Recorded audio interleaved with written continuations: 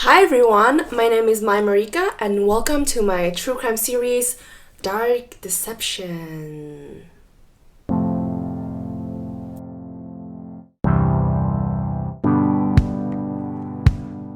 Her father thinks it might be sex trafficking or something like that.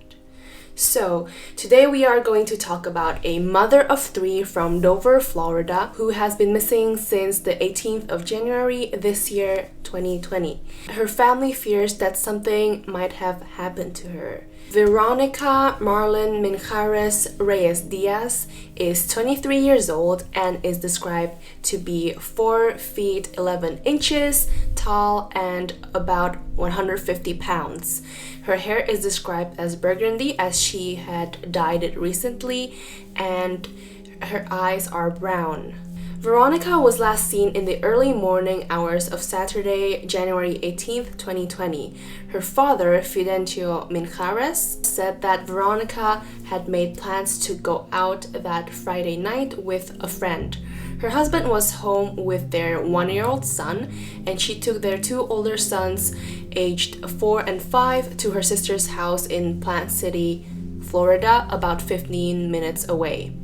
She returned home and was picked up by her friend later that night. Around 1:15 a.m. on Saturday, Veronica's friend dropped her off at her house, and then Veronica drove to her sister's house to pick up the boys before returning home, according to Veronica's father. Once the children were inside and put to bed, her father said that's when it appears she left again, but didn't return. So Veronica's Chevy Yukon, her car, was found parked outside the house. Her car keys and wallet were still inside. However, her phone was missing. Veronica's father said that her cell phone pinged in the area over the weekend, but on Monday it had been turned off because no messages or calls were going through. So did she turn it off on her own? Did someone turn it off for her so they wouldn't be tracked? Or did the batteries just die? Fidencio said that they weren't really worried at first. They thought that she was staying with a friend, maybe she just needed some space, it happens, but not for this long, and she would have never left her kids. They were everything to her. On Monday, Veronica's family filed a missing persons report and began searching the area, but there was no trace of Veronica. Not a trace. Nothing of hers was found anywhere. So Assistant Chief Communications Officer Amanda Granite with the Hillsborough County Sheriff's Office told that Veronica's case is classified as a missing persons case, and anyone with information is encouraged to call the authorities. It is still a case that is being actively investigated, Granite said. Reyes-Diaz is not considered endangered and there are no signs of foul play at this time, which was in January. That's what the police said. And I actually haven't seen any news or new news that have changed the status of the case. There was not actually much information about Veronica or this case or her disappearance, and most of the articles that I found wrote the same thing really. Missing persons cases for Indigenous women are overlooked, in my opinion, and I think that this is one of those cases, one of the lesser known ones. So her family, however, believes her disappearance is completely out of the character and is frustrated with the lack of movement in this case. So I guess we're seeing kind of lack of police investigation again, which is quite common with these cases. There's a big problem with sex trafficking in this area, Fidencio said, her father, and he is very worried that someone might have grabbed her that night. Veronica was last seen in Plant City/Dover area in Florida. She was last seen wearing a white and gray long-sleeve cropped shirt, jeans, and sandals. Veronica picked her children up from her sister's house and returned home. She took her boys inside and returned to the car to get something we don't know, and she never came back. She has a mole near her left eye and may be wearing glasses. Nearly 3 weeks after Veronica vanished, A 20-year-old Cieha Taylor disappeared from Plant City, Florida on February the 6th. She was previously featured in DATELINE NBC's Missing in America. Cieha's black 2000 Toyota Solaris was found abandoned on railroad tracks at East Shrapnel Road. The engine was still running, which is very odd. Her belongings, including her cell phone and debit card, were in the car. Sounds familiar? It is not known if these two disappearances are connected, but Fidencio, Veronica's father, said he is looking into every possibility. He said that as far as he knows, the two women did not know each other, but he has discovered that they do have mutual acquaintances. Fidencio said that their family and Cieha's family are working together to bring their loved ones home safe. This has brought our families together for one goal: to find our daughters, what he said. Every time I'm searching for Veronica, I'm also searching for Cieha. But the searches for both women stalled when the coronavirus pandemic shut everything down in March. Everything had just stopped because of coronavirus. They were all worried, both families, and Fidencio was really desperate for answers, for closure, something. Fidencio said Mother's Day was especially hard for the family. He tried to keep the kids entertained, but they kept asking for her. They were worried, and he just didn't know what to tell them anymore. They just wanted her home. A $1,000 reward is being offered for information leading to Veronica's whereabouts. Anyone with information is asked to call the sheriff's office at this number and or email this email. 2 women missing since the beginning of the year, and now their families are getting vocal about what they call a lack of investigation on behalf of police. Outside the Hillsborough County Sheriff's Office in Ybor City, protesters got loud.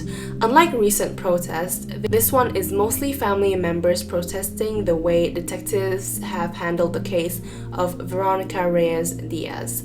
People have said that she was a great mother. She was always there for her kids. She was young. She was a young mom, but she did everything she could for her kids. Which is why her family says that it's strange she was last seen on January 18th in Dover. Her keys were there, her wallet was there, her phone was missing. It was the only thing that was missing. As mentioned earlier, the family has teamed up with the family of Cieha Taylor. The family has said they dropped the ball from the get-go, the police, for both cases. Nobody is wanting to talk to the families, nobody is giving them any answers, and nobody is doing anything for them, essentially.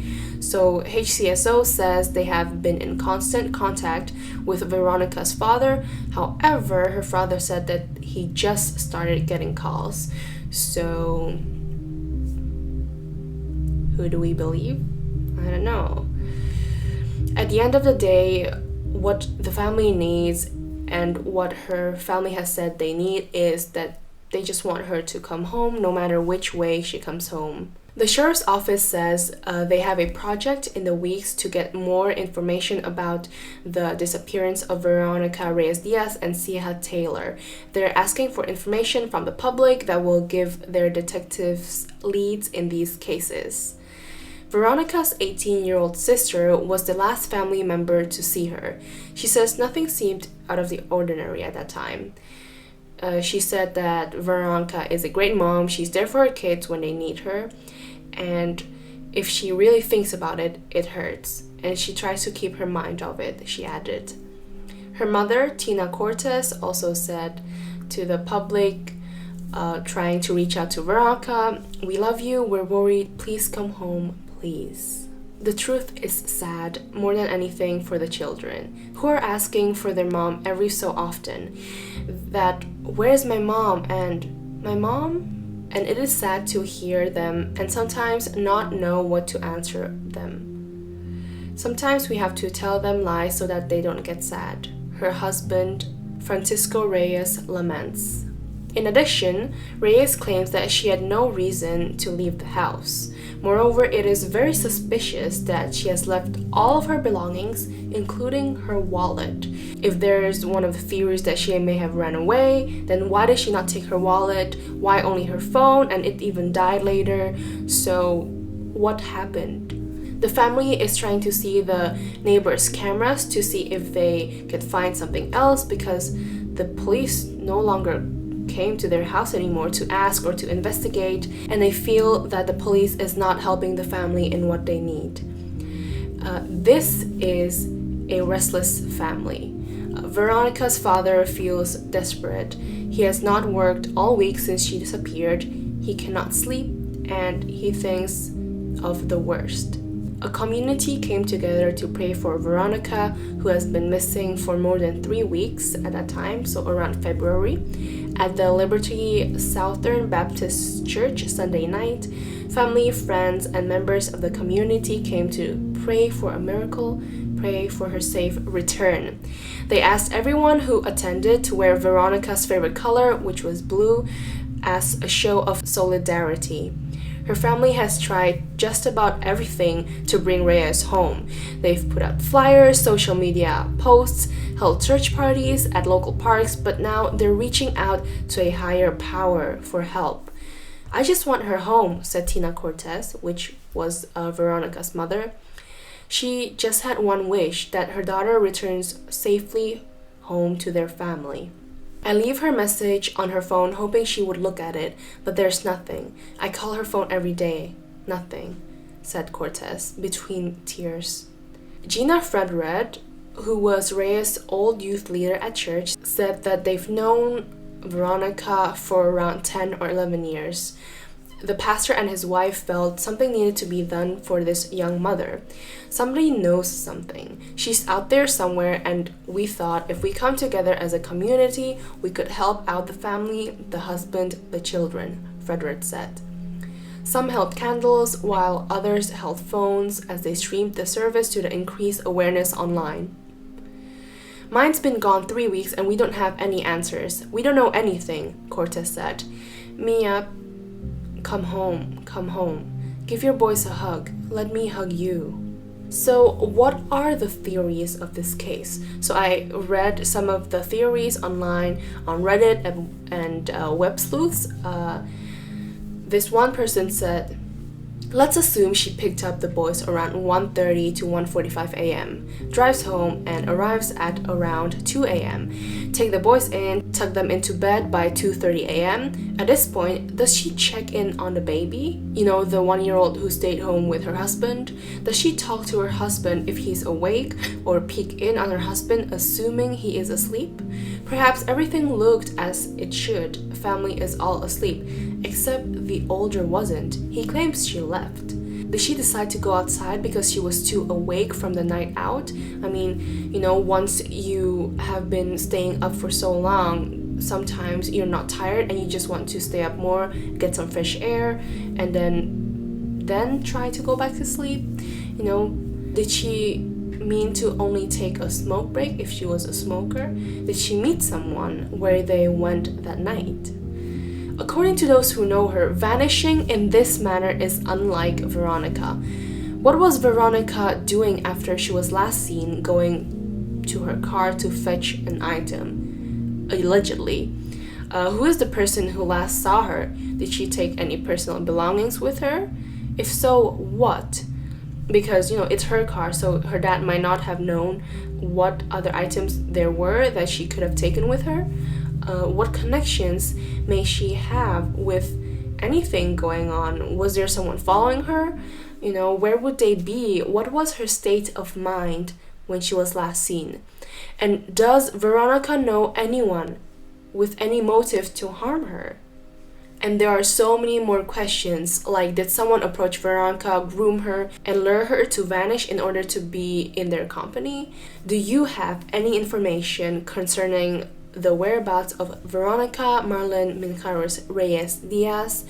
Do you have any information concerning the people who may have been involved in her disappearance?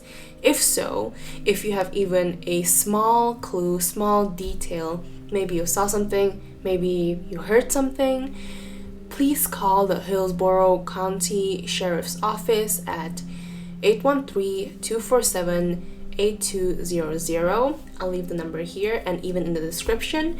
The case number is 2020/51027.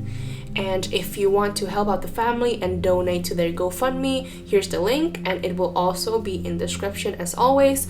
All the sources I have used are also in the description. Let's hope and look out for this case. Let's see what will happen. I hope that there will be justice for both Veronica and Cieha Taylor. This is a bit of a short one since there was not much information and it is a new case, so I'm surprised not a lot of people are talking about it. I hope that you enjoyed this video. If you did, please like and subscribe, which I remembered I didn't talk about this in the previous videos, but it's okay. Hope you have a nice day, be kind, be safe, and don't murder anyone. Have a nice day, and see you next time, hopefully. Bye! Down the years it's been a ride, and now I'm sorry I want more, let's not end tonight.